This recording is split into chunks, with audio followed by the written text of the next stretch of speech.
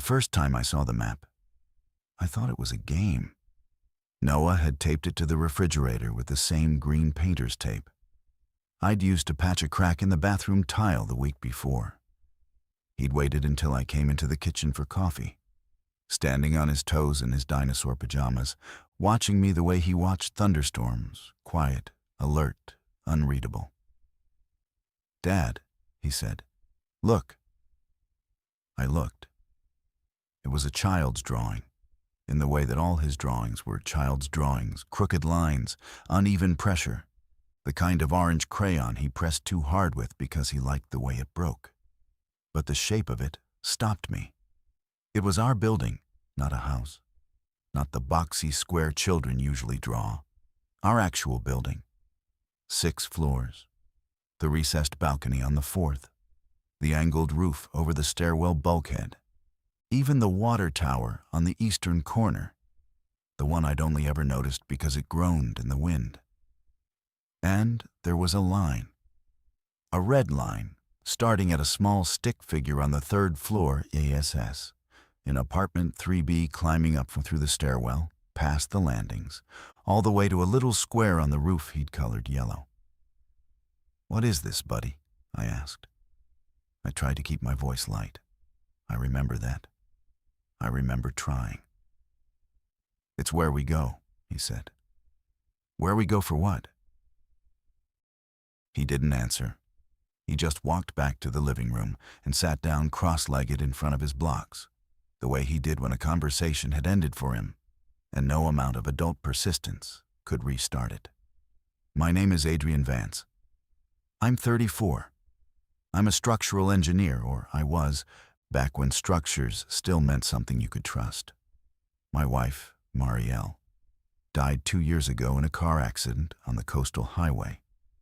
And since then it has been me and Noah, alone, in a 6-story mid-rise called the Aurelia, in a coastal industrial town called Port Marin, where the fog comes off the shipyards every morning and the seagulls scream at the recycling trucks like they know something you don't. I stood in the kitchen for a long time that morning, staring at that drawing. Because Noah had never been to the roof. I had never taken him. The door up there was locked, chained, padlocked twice by the building manager after a teenager tried to jump off it in 2019. I knew this because I'd asked once whether I could store a bicycle up there. And Mrs. Chen had told me no, and told me why. And I'd never asked again. And Noah had drawn the shape of that padlock. 2 overlapping loops in black crayon, right on the door at the top of his red line. I told myself it was a coincidence. I told myself he must have seen the roof in a movie, or on the pizza box from the place on Fenner Street that had a rooftop photo on the lid. I told myself children absorb details in ways adults don't. That his mind had stitched together some fragments I'd never notice. I told myself that for 4 days. Then the sirens started. But before the sirens, before any of it, there was the second drawing. And I need to talk about that first, because I think that was the moment I stopped trusting my own certainty. It was Tuesday, 2 days after the map. I'd taken Noah to preschool, come home, worked from the kitchen table on a load calculation for a warehouse retrofit in the South District. Around 11, I got up to refill my water, and I saw a piece of paper on the floor beneath his little art desk in the corner of the living room. I picked it up. It was the building again. Same crooked outline, same water tower. But this time, the stairwell was drawn in dark blue, and in the middle of it, between the 2nd and 3rd floors, he'd drawn a jagged black line across the stairs. Like a break, like a wound. And under the break, in his uneven kindergarten letters, he'd written a single word: gone. I sat down on the floor. I remember the coldness of the wood through my jeans.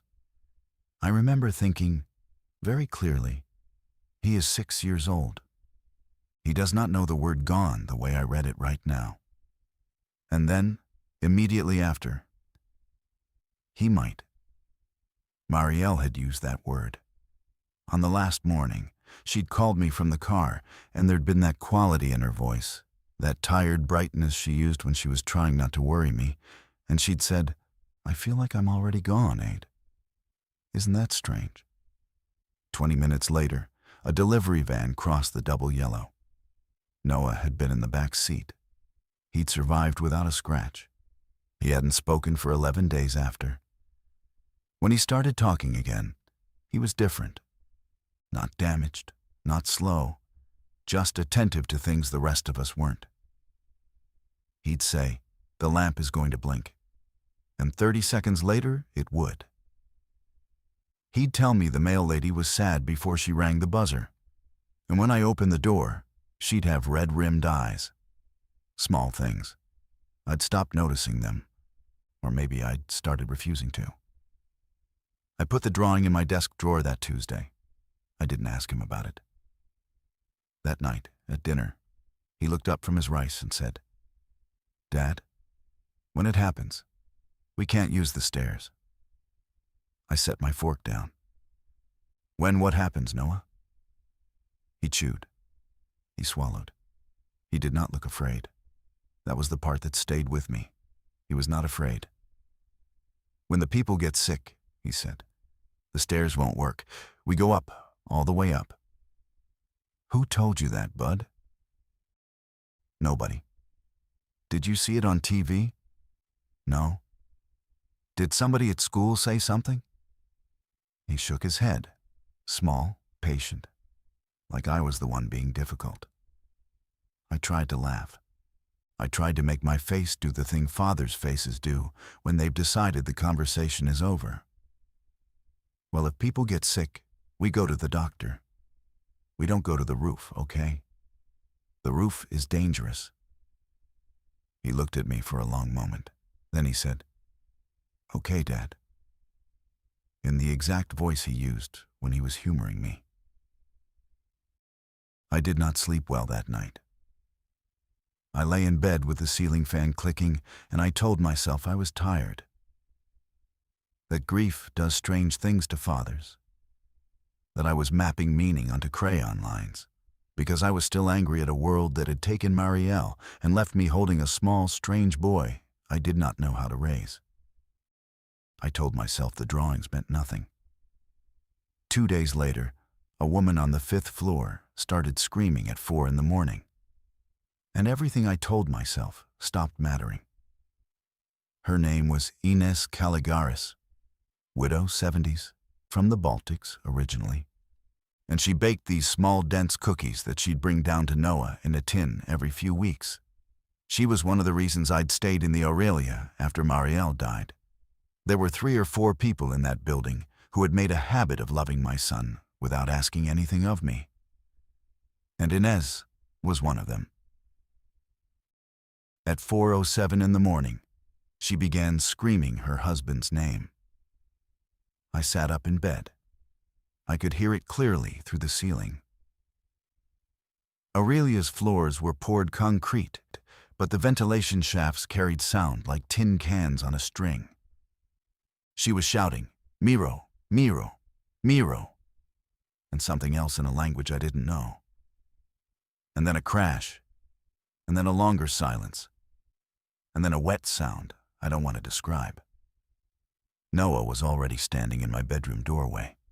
He said, "It started, Dad." I want to be honest about what I felt in that second. It wasn't fear. It wasn't even confusion.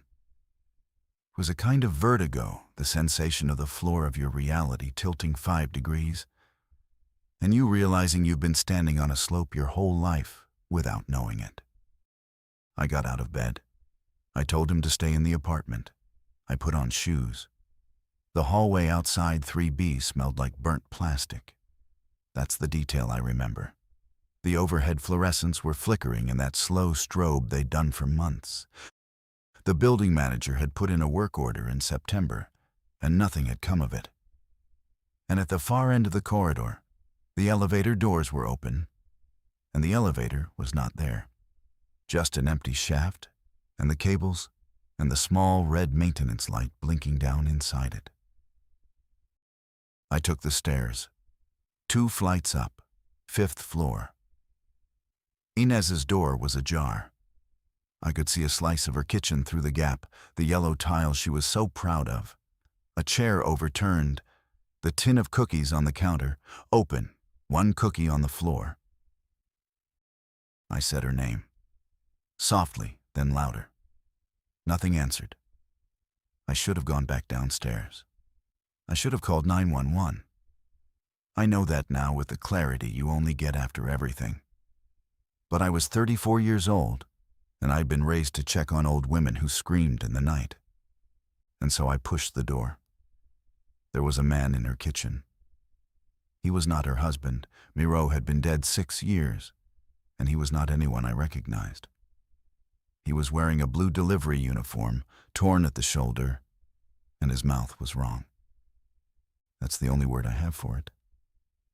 His mouth was wrong, wet and open, and something dark on his chin that I did not let my mind name.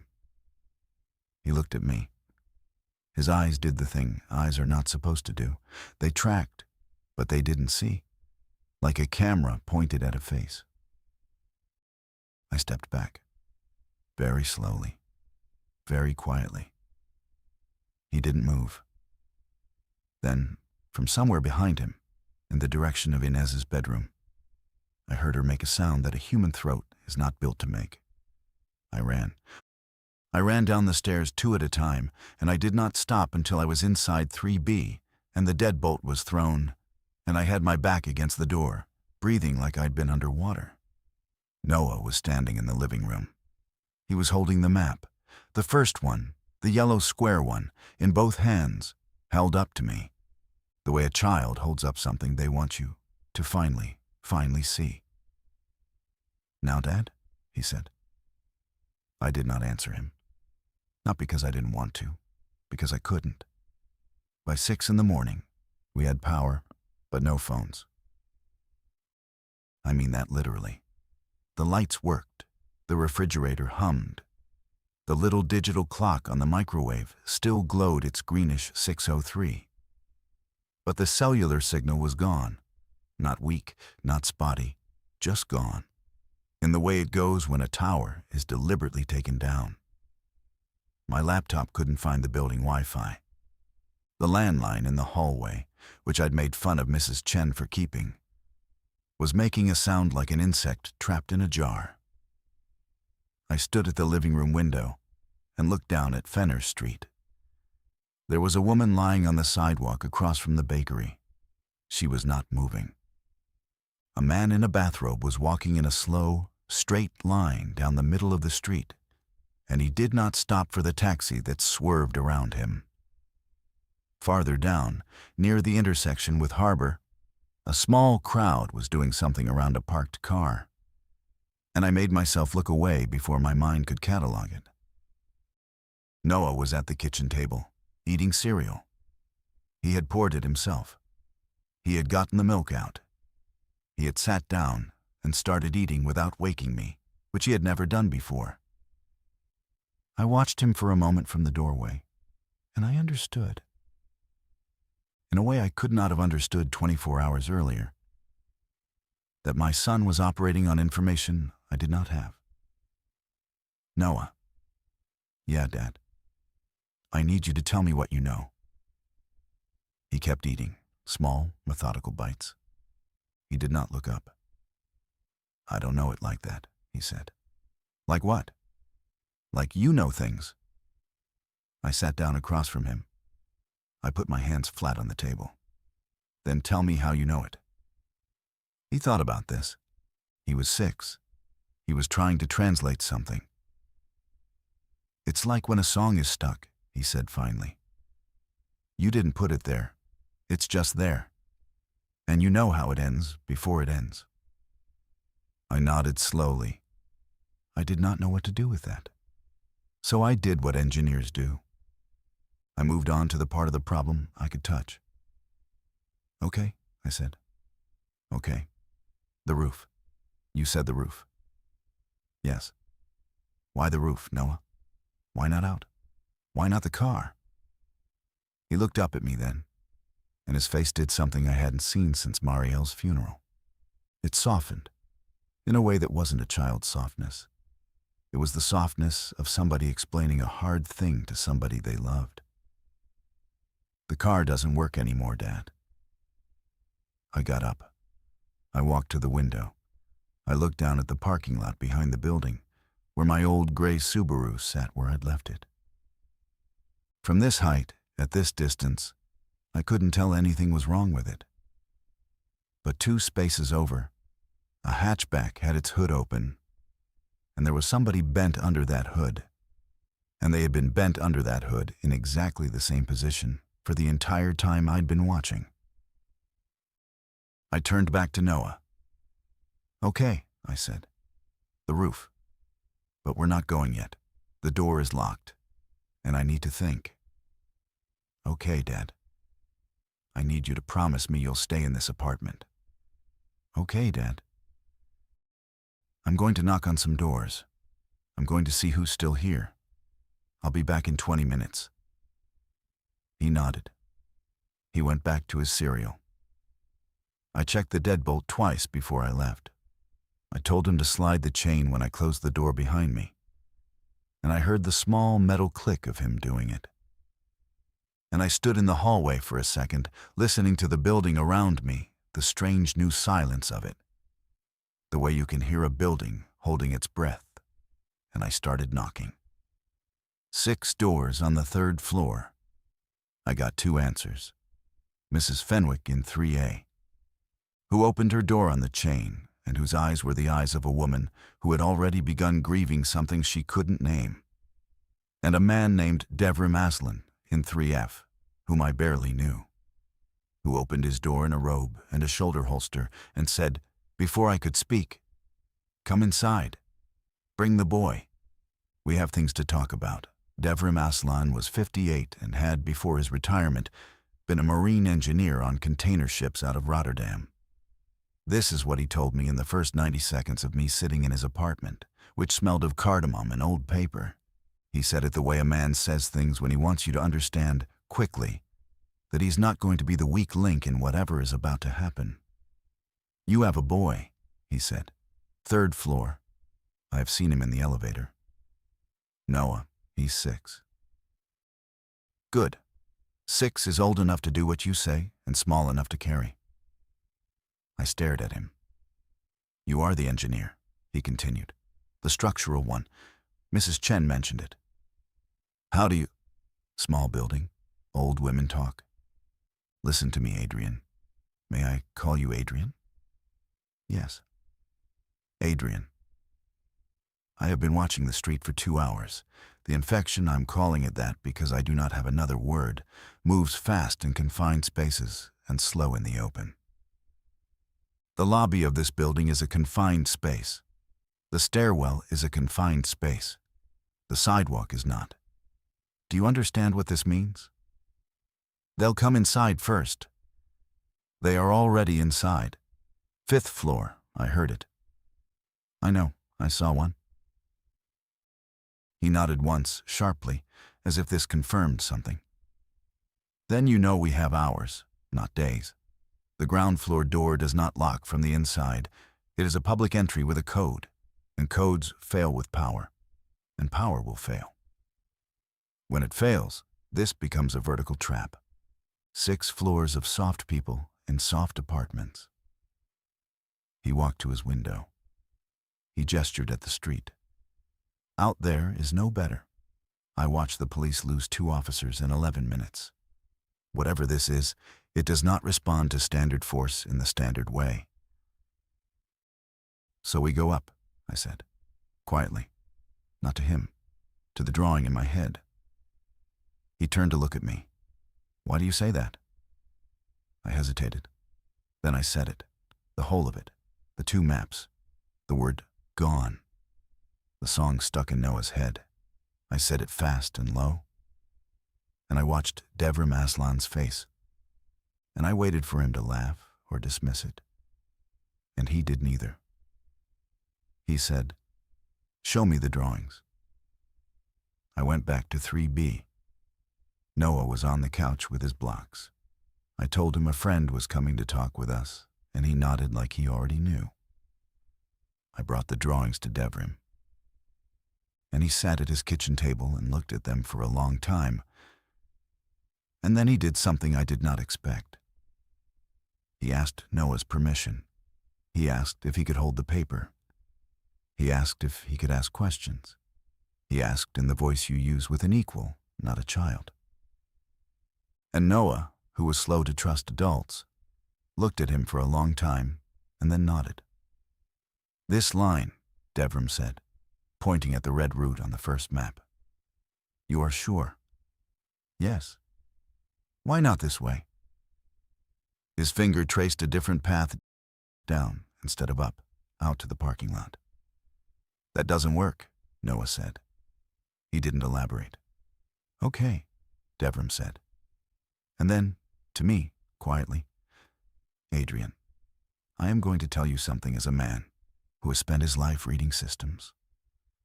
A child cannot predict this. A child can recognize something. I do not know what your boy is recognizing. But I would rather be alive because I trusted him and looked stupid than be dead because I didn't." I let out a breath I hadn't realized I was holding. "There's a padlock on the roof door," I said. He almost smiled. "I have a friend on the 4th floor who used to be a locksmith. He is not answering his phone. Let us hope he is answering his door. His name was Petar. He was still alive, barely. He opened his door with a claw hammer in one hand and the expression of a man who had already made peace with dying that morning and was mildly annoyed to still be present. He was in his 60s, thin, with the kind of forearms that come from 40 years of holding small tools very still. When he saw Devrim, his face collapsed into relief. And when he saw me, and behind me Noah's small head, it collapsed further, into something like resolve. "The chain on the roof?" Devrim said. "No preamble. I put it there," Petar said, "for Mrs. Chen, after the boy. Can you take it off?" "Yes." "Now?" Petar looked past us, down the hall, toward the stairwell. Something about the way he looked. I turned. There was nothing there, but he had heard something I hadn't. "Not now," he said. "In an hour, when the 6th floor ones are done moving. They go quiet when they are done moving. That is what I have learned in the last 2 hours." Devrim nodded once, as if this made complete sense. I did not want to know how Petar had learned this. I did not ask. We went back to 3B, all of us. Devrim brought a duffel bag, packed already, and Petar brought his tools and a folding knife and a bottle of water. And incongruously, a small framed photograph of a woman I did not ask about. Mrs. Fenwick from 3. A joined us 20 minutes later, when I went and knocked again and told her gently that we were leaving the 3rd floor and she should not stay. She brought a purse and a Bible and her cat, whose name was Reginald. 5 adults and a boy and a cat in my living room. On the morning the world ended. I want to say we had a plan. We didn't. We had Noah's drawing on the kitchen table, and Devrim's finger tracing roots on it, and Petar frowning at the padlock symbol and saying he could handle it, and Mrs. Fenwick sitting very still on the couch with Reginald on her lap. Noah sat next to her. He was drawing again. I did not look at what he was drawing. I made a decision not to look, because I had begun to be afraid of his drawings, and I needed, for the next few hours, to be a man who was not afraid. Around 10 in the morning, the power went out. The refrigerator ticked once and went silent. The microwave clock died. The hallway outside went dark, and the small emergency lights above each door flickered on, weak orange.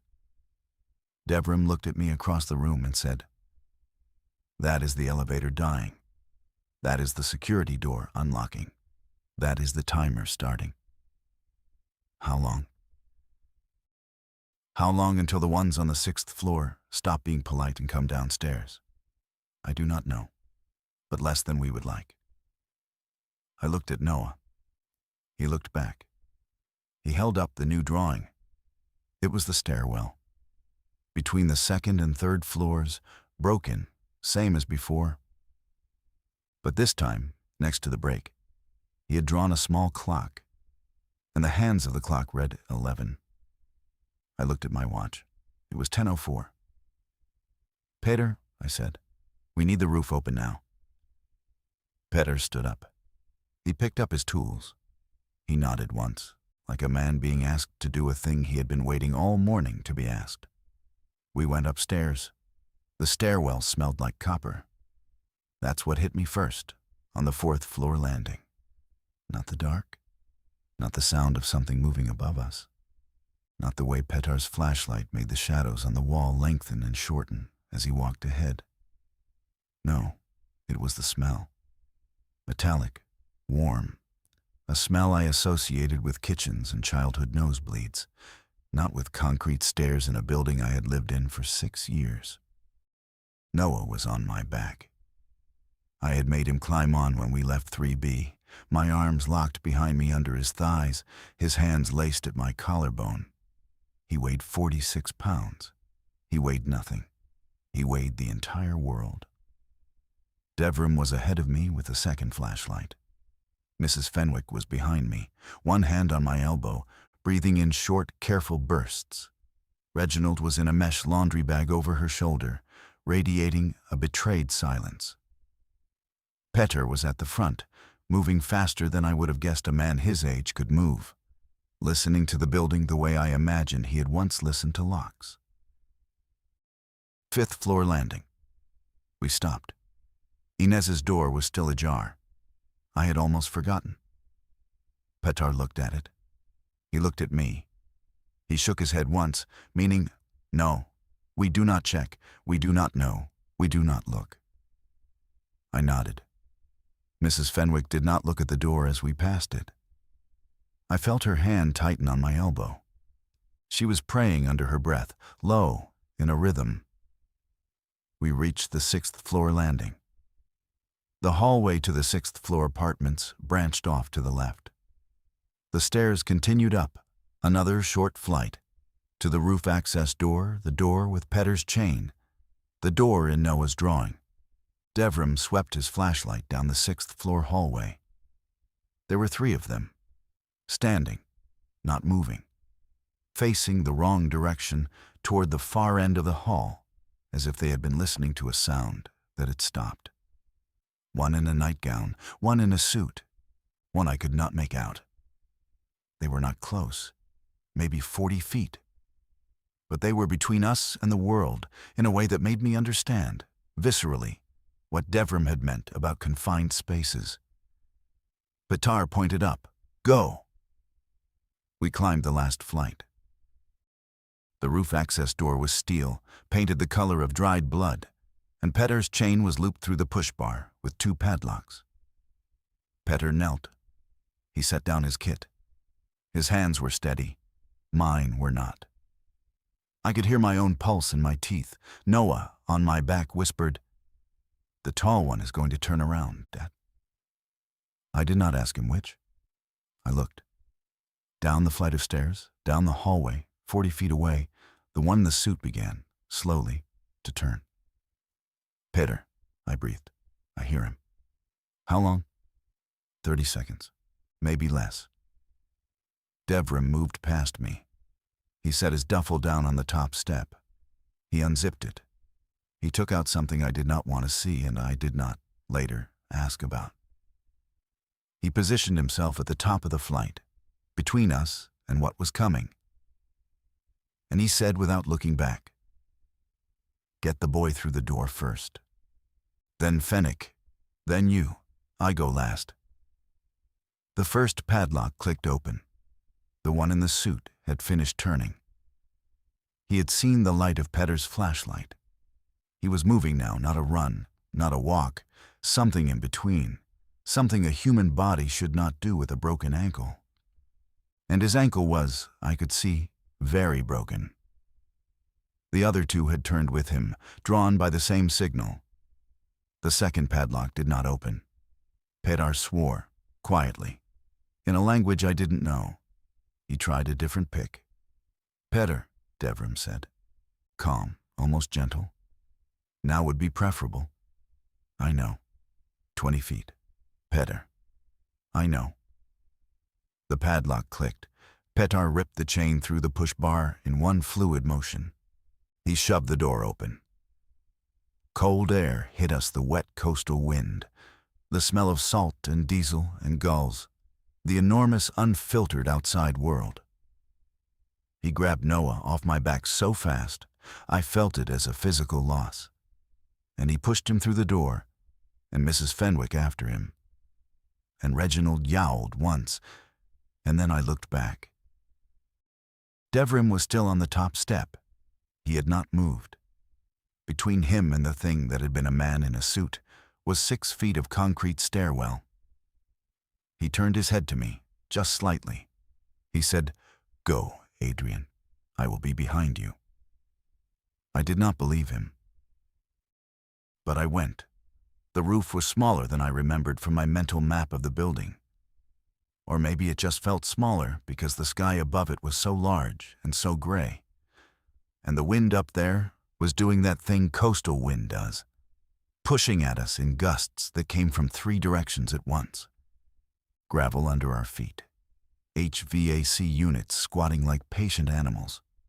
The water tower on the eastern corner, groaning.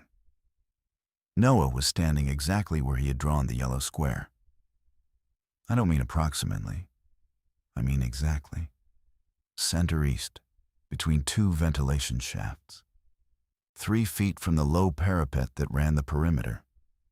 He was standing there with his arms at his sides, looking out at the buildings around us, and he was not afraid.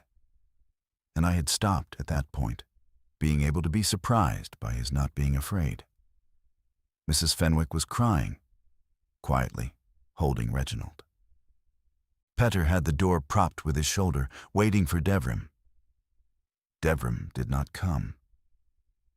We heard from below a sound, not a scream, something worse, a short, controlled exhalation, and the sound of a man doing something he had prepared himself to do.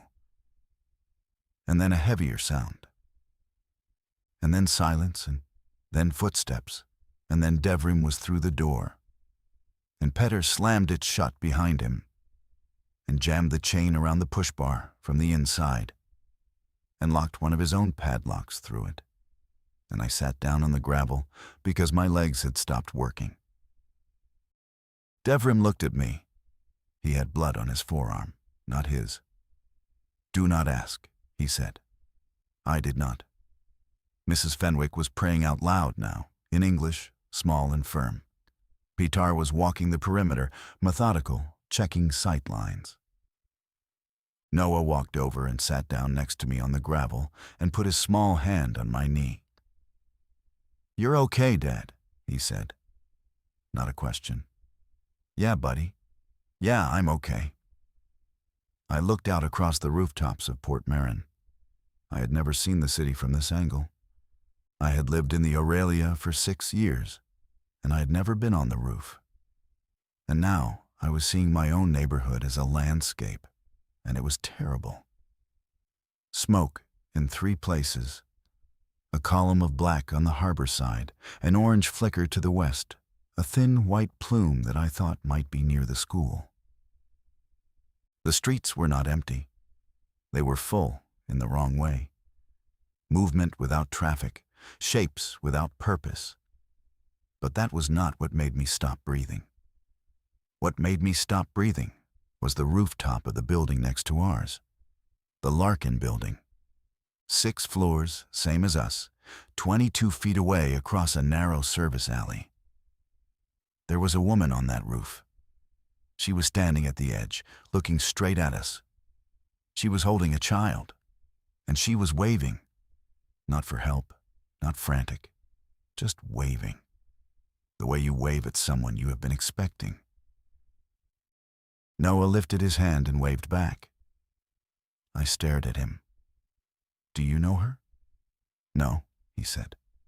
"Then why?" "She knows us." I looked back at the woman. She was too far to make out clearly, but I could see that she was pointing now at something on our roof, and then at something on hers, and then miming, with slow, deliberate gestures, something I did not immediately understand. Devram, beside me, said, "She wants us to build a bridge." I laughed. I didn't mean to. It came out as a small, cracked sound. "A bridge, across 22 feet. Out of what?" Devram gestured behind us. I turned.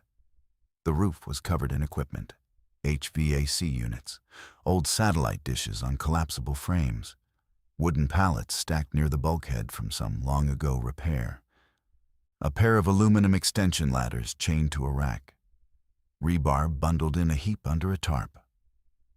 I stood up. I walked slowly from one pile to the next. I looked at the parapet. I looked at the parapet of the Larkin building. I did the math in my head, the span, the load, the moment of a lateral force in a coastal gust, the safety factor for a body crossing at speed.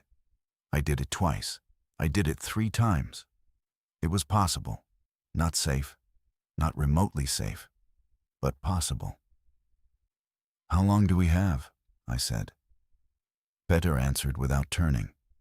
He was still watching the door. "Until they come through this," he said.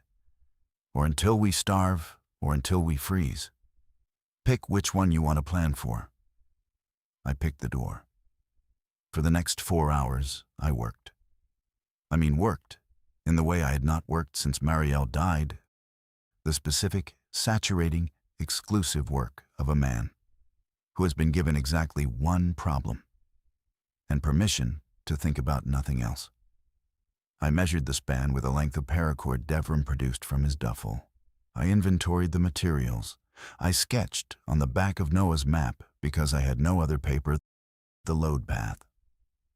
2 aluminum extension ladders, laid parallel, 3 feet apart, cross-braced with the strongest of the wooden pallets, lashed with cable I stripped from an old satellite feed. Rebar as tensioning members along the underside. The whole assembly extended from our parapet, cantilevered outward and lowered, I had not figured out how, exactly onto the Larkin building's parapet on the opposite side. The load calculation kept coming back the same. It would hold a human being, one at a time, moving slowly, not running. Which meant we would have to send Noah first, and Mrs. Fenwick second, and then the rest of us, in an order I would decide when the moment came. And if anything failed midway, whoever was on it was gone. I ran the numbers again anyway. It kept being the same numbers. Peter helped me lash. Devram went up and down the stairwell inside the bulkhead, the small enclosed space between the roof access door and the roof itself, listening. Coming back, reporting. The 6th floor ones had reached the door. They were not smart enough to break it. They were persistent enough to keep trying. Mrs. Fenwick sat with Noah near the water tower. She was reading to him, quietly, from her Bible. I don't know what passage. I don't know if he was listening. I know that whenever I looked over, she had one hand on the back of his neck, in the specific gesture of an old woman comforting a small boy. And I understood, in a way that had nothing to do with religion, that she was doing the only useful thing left for her to do. Around 2 in the afternoon, the wind picked up. Devram came out of the bulkhead. His face was gray. "Adrian." "Yeah. The door is going to fail." "How long?" "Not hours, less." I looked at the bridge. Half-built, the extension ladders lashed together but not cross-braced. The rebar not yet tensioned. I looked at Noah. He was watching me. He had the second drawing in his lap, the one with the broken stairwell, the clock reading 11. He had already known this was going to happen. He had drawn the door, failing. He had drawn the 11. He had not drawn what came after. I walked over to him. I crouched down. I put my hands on his shoulders. Noah, buddy, I need you to tell me if you know anything else, anything at all, about the bridge, about the other building, about what happens next. He looked at me with those steady eyes. He shook his head. I don't know that part, Dad. You're sure? I only know up to now. I nodded. I stood up. I turned to Devrim and Petar. We finish the bridge in 20 minutes, or we don't finish it. Petar, the cross braces. Devrim, help me with the ladder extension. Mrs. Fenwick, I need you to talk to the woman on the other roof. Get her ready to receive. Mrs. Fenwick stood. She wiped her face. She said, How do I talk to her, dear? With your arms. She'll understand. We went to work. At 2:38, we heard the first hinge of the roof access door give. The door was going to hold for maybe another 6 minutes. That was Petar's estimate. Petar had spent his life around doors, and I trusted his estimate the way I would have trusted a cardiologist's estimate about a failing heart. The bridge was 90% finished. I had run out of good lashings for the final cross brace. I improvised with the strap from Devrim's duffel bag, doubled and knotted through the ladder rungs, and I told myself the safety factor was still adequate. And I did not entirely believe myself. The wind was worse, gusting to what I estimated as 25 knots from the northwest, which meant lateral load on anyone crossing. Not enough to blow a person off, enough to make them stumble at the exact moment they could not afford to. Mrs. Fenwick had established communication with the woman on the Larkin building. Her name, Mrs. Fenwick reported back, was Yara. Her daughter's name was Rima. Rima was 4. Yara had been signaling from her roof because she had watched the 5th floor of her building do what the 5th floor of ours had done. And she had understood, faster than most, what was coming. And she had wanted witnesses. Company. Anyone. She had a rope on her side. She had been trying to wait the end of it. When we extended the bridge, she would pull with the rope and help us set it down. We slid the assembled bridge out over the parapet. I want to describe this because I want to be honest about what it felt like. It felt insane. The ladder and pallet structure was maybe 14 feet long from our parapet to the far end, and it wobbled with a kind of nauseating flexibility as Petar and Devrim and I fed it out over the alley. 22 feet below, number. 60 feet below. The alley was concrete. There was a dumpster directly under where the bridge would land. If any of this failed, no one on it would survive. We reached across the gap. Yara caught the end with her hooked pole she had, remarkably, a hooked pole, the kind window washers use, and she and Mrs. Fenwick, communicating in gestures that were somehow more efficient than words, coordinated the lowering onto her parapet. The bridge settled. It held. It flexed in the wind, and it held. Behind us, the roof access door made a sound like a car door being kicked. Noah, I said. I turned. He was already walking toward me. He had known, again, when it was time. I knelt in front of him. Buddy, I need you to listen. You're going to go first. You're going to crawl, not walk. Crawl on your hands and knees. Slow, do not look down. Look at Yara. She's the lady with the pink jacket. Keep your eyes on her. Can you do this? He nodded. If the wind pushes you, you stop. You put your body flat. You wait. It will pass, okay? Okay, Dad. I love you, Noah. I love you more than anything. I love you, Dad. I lifted him onto the bridge. He crawled. I want to say I watched every second of it, but I didn't. I watched the first 10 feet. I watched him move slow, deliberate, in the small, careful way he did everything.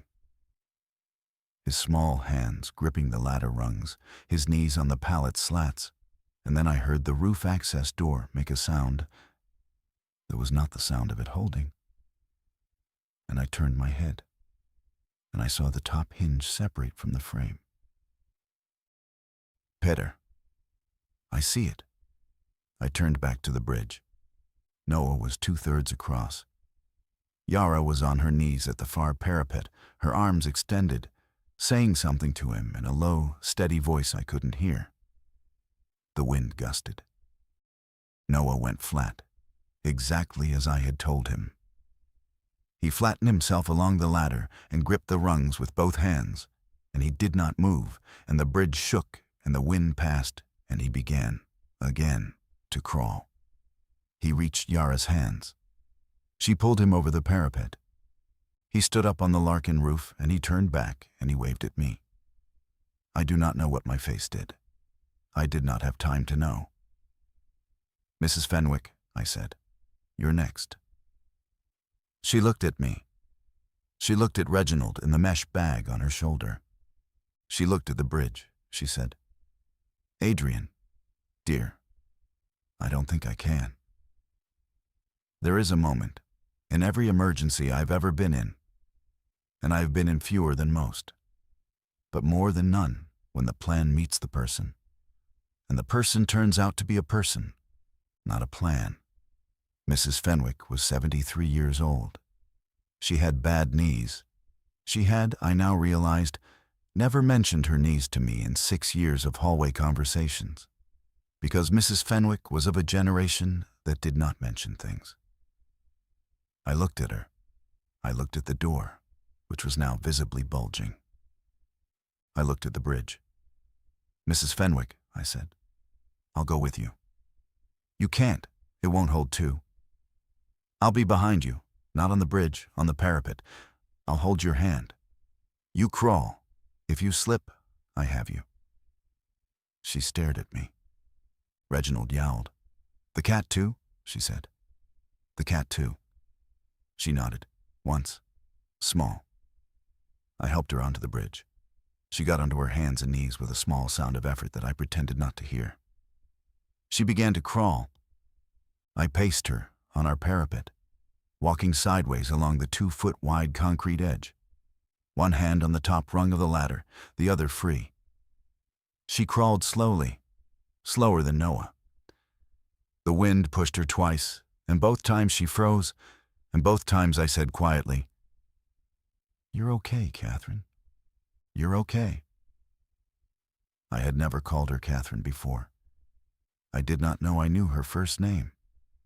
I must have read it on a piece of mail in the lobby some year and stored it. And it came out then. She reached the halfway point.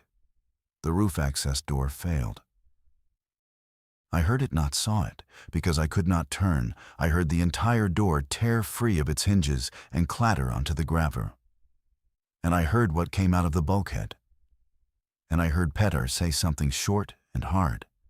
And I heard Devram say, "Go, Adrian, go now." Mrs. Fenwick was 3/4 across. "Catherine," I said, "faster, love, a little faster." She sped up. She reached Yara. Yara pulled her over the parapet, and Reginald bolted out of the bag and ran across the Larkin roof and vanished behind an HVAC unit. And Mrs. Fenwick sat down on the gravel and began to laugh, in a high, strange way that was not laughter. I looked back. Petar and Devram were between me and the bulkhead. There were 4 of them out of the bulkhead now. Not 6th-floor ones. These were older, more decayed, more terrible. They had come up from farther down. The stairwell was full. The stairwell was full. "Petar," I said, "come, now, go." He did not turn to look at me. He was holding something in his hand. A pipe, I think. He said, "Take Aslan." "Petar, take Aslan. I am the door. Go." Devram looked at Petar. Something passed between them that I did not understand and was not meant to. Then Devram turned to me. His face was set. "Adrian, go across. I will follow." Petter buys us the seconds. Petter, no. Go, boy. I went. I crawled the bridge. It was different than watching. The wind was not wind. Up there, it was a living thing that wanted me off. The ladder rungs bit into my palms. The pallets creaked. The bridge flexed with every movement in a way that made me understand, with absolute clarity, that my safety factor calculations had been optimistic. I reached the halfway point. I heard behind me Petar make a sound. Not a scream, a grunt. The sound of a man doing work. I did not look back. I reached 3/4. Devrim was behind me on the bridge now. I felt the extra weight. I felt the whole structure tremble in a new way. I moved faster. I reached Yara's parapet, and her hands were there, and she pulled me over, and I collapsed on the gravel next to Noah. And Noah was already climbing onto my chest, small and warm and shaking. And I looked up at the sky, and I did not look back at the Aurelia. Devrim came over the parapet a moment later, alone. He sat down next to me. He did not speak. He was breathing in short, controlled bursts, the way he had breathed on the 5th floor. He put a hand on my shoulder.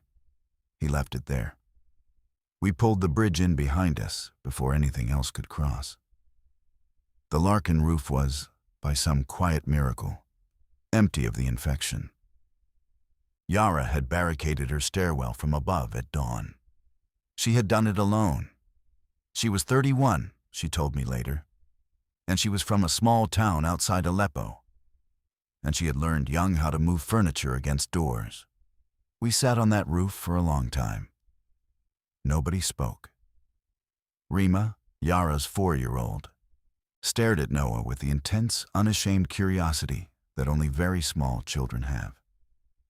And Noah stared back with the same. They did not speak either. They sat 2 feet apart on the gravel, and they looked at each other. And something happened between them that adults are not equipped to interpret. Mrs. Fenwick Catherine had stopped laugh-crying and was now just sitting with her hands folded in her lap, her face very still. Reginald had come out from behind the HVAC unit and was sitting on her feet. Devrim eventually stood. He walked the perimeter of the Larkin roof, the way Petter had walked ours. He came back and he sat down and he said, "Petter has a daughter in Split. If any of us live through this, we tell her he died as he wished to die, yes?"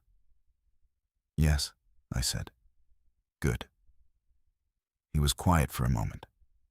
Then he said, "Your son." "Yeah. What is he?" I looked at Noah. He was showing Rima his hands, turning them over, palm up, palm down, as if to prove he had no secrets in them. Rima was doing the same back. "I don't know," I said. "I have stopped needing to know." Devrim nodded slowly. That is a father's answer. Yara had food. She had water. She had, more importantly, a plan, not a good plan, but a plan. And after the last 12 hours, I'd learned that a bad plan held by a calm person was worth more than a good plan held by a frantic one. Her building's roof connected, via a maintenance walkway, to the roof of an adjacent warehouse. The warehouse roof had a fire escape down to a marina. The marina, she said, still had boats. Some of the boats had radios. Some of the radios, she believed, were still receiving signals from something called the Northern Reach, which was a fishing cooperative headquartered on an island 14 miles out. She had, she said, been listening to the Northern Reach broadcast for 3 hours before we crossed. They were taking survivors. They had a doctor. They had a generator. They had, she said with the flat certainty of someone who had already decided, walls of water. I looked at Noah. "What do you think, buddy?" I asked. He looked at me. He looked at Rima. He looked out, past the parapet, past the Aurelia. I could not look at the Aurelia past the streets of Port Marin, at the gray water of the harbor. "The water is right, Dad," he said. That was enough. We left the Larkin roof at 4 in the afternoon. The maintenance walkway between the Larkin and the warehouse was a narrow steel catwalk, 10 feet long, painted the same rust brown as everything in Port Marin. Yara had crossed it once already, at dawn when she was scouting. She said it held. She said it swayed. She said to go one at a time. We went one at a time. The warehouse roof was flatter than the Larkin's, and larger, and it had a fire escape on its south face that descended in a zigzag down to a service road that ran along the edge of the marina. From up there, I could see the boats, maybe 40 of them, most sailboats, some fishing rigs, a few small motorized cruisers. Most of them were empty. A few of them were not, in ways I did not want to look at closely. The fire escape was intact. The lowest section was one of those spring-loaded drop-down ladders that only extended when weight was on it. I went first. I lowered it. I signaled up. Devram came down with Rima on his back. Yara came down, carrying nothing, because she had already decided that anything she carried might slow her. And she had already decided that her daughter mattered more than any object. Mrs. Fenwick came down slowly, one hand at a time, and I stood at the bottom with my arms up in case she fell. And she did not fall. And when her feet touched the ground, she looked at me and said, "Adrian, thank you for calling me Catherine." I did not have words for that. I just nodded. Noah came down last. He climbed like a squirrel. 6 years old. 60 feet of fire escape. He climbed like he had done it 100 times. And I remembered with a small internal lurch that I had never taught him how to climb a fire escape. And I stopped again, trying to understand. The service road was empty. That was the strangest part. In a day of unnatural things, an empty stretch of concrete in the middle of a dying city felt like the most unnatural. We ran across it. We reached the marina gate. It was unlocked. Someone had already left through it, in a hurry, and had not thought to close it, and we passed through onto the wooden planking of the dock. The dock creaked under our feet. The gulls were still screaming. The wind smelled like fuel and rot. Yara led us to a specific boat, a 24-foot cabin cruiser, white with a blue trim stripe called the Meridian. She said she had watched a man tie it up 2 days ago, and she had watched from her roof. No one returned to it since. She said the key would be in the ignition. She said this with a certainty that made me not ask how she knew. She was right about the key. Devram knew how to start a boat. Of course he did. He was a marine engineer, and I had been so grateful for him that I had not, until that moment, appreciated the specific gift of that fact. He got the Meridian running on the second try. The engine coughed and caught. Fuel gauge 2/3. Radio functional. We cast off. The dock receded. The marina receded. Port Marin receded, and from the water I could see the whole of it, the harbor, the shipyards, the smoke rising in 3 columns and now 4, the Aurelia building small and gray in the middle distance, the Larkin next to it, the tiny bridge still visible between their 2 roofs like a scar. Noah was in the cabin with Rima. They were sitting on the small padded bench, still not speaking, still looking at each other. I stood at the stern. Devram was at the wheel. Yara was tuning the radio. Catherine was sitting on a coil of rope with Reginald in her lap. And she was watching the shore. And her face was the face of a woman who had spent 7 decades in one country and was, at 73, becoming something else. Yara found the signal. Northern Reach, Northern Reach. This is the Meridian. 6 souls, 1 cat, requesting rendezvous. Static. Then a woman's voice, tired, warm, real. Meridian, Northern Reach. Copy 6 and a cat. Come to heading 045. We'll meet you halfway. Yara set the microphone down. She looked at me. She did something I did not expect. She began, very quietly, to cry. Not loud, not performative, just the water coming out of her eyes in a slow, steady stream, while she stood at the radio and looked at the horizon. I let her cry. It was not a thing to interrupt. I went into the cabin. I sat down next to Noah. I put my arm around his small shoulders. "You did good, buddy," I said. "You did real good." He looked up at me. He said, "I know." I laughed. I could not help it. It was a small laugh, and it was the first true laugh I had made in what felt like a year. We met the Northern Reach vessel 2 hours out from Port Marin. It was a converted fishing trawler called the Halgrim, 62 feet, painted a color that had once been blue. The woman on the radio was named Signa, and she was the doctor Yara had mentioned.